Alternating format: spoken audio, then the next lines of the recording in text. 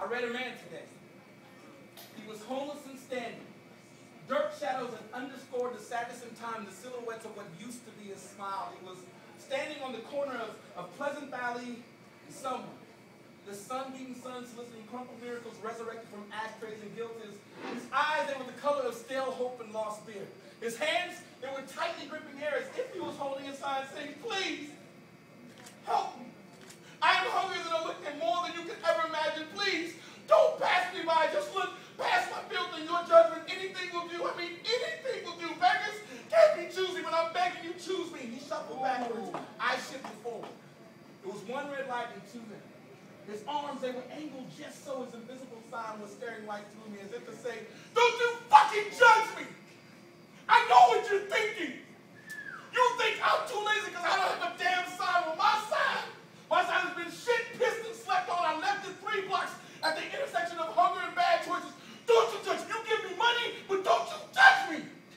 All I kept thinking was, dude, how you gonna get some money? You ain't got no damn sign.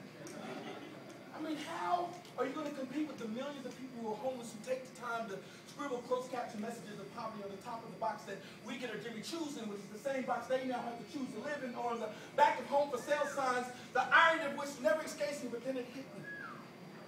He is the sign. He's a walking billboard. He's a soul soiled and hanging, army fatigued, a 5'9.5" help needed, food wanted son. I finally slowed down long enough to be human to read every inch of his worn font of a body, signs self and home and self-esteem. This man, standing on the corner of Pleasant Valley and nowhere.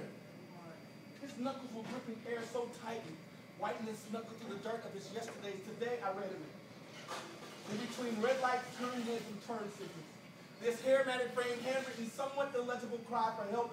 His hopes, they were scratched along his neckline in cursive lines, ending up somewhere between his heart and here. His fears, they hung over him like quotations.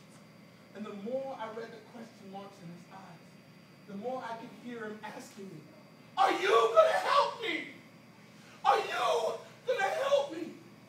And somewhere between the light changing from red to green, he was changing me back to that little boy who only knew go and never stopped loving to read. Somewhere between Pleasant Valley and here, he reminded me, y'all, of how callous and jaded I had become. That in order for me to consider helping a man in need, I needed to see a sign. I needed to read some witty street haiku to get my attention beyond his need for my need to entertain me well. Reality is not a show, and he is not either. He's a man, still standing on the corner of Pleasant Valley and anywhere. The light turns green, and I go, leaving one man with hands gripping air so tightly as if he was holding on to this little boy's heart, 2 crumpled miracles and a sign, just wanting to be read.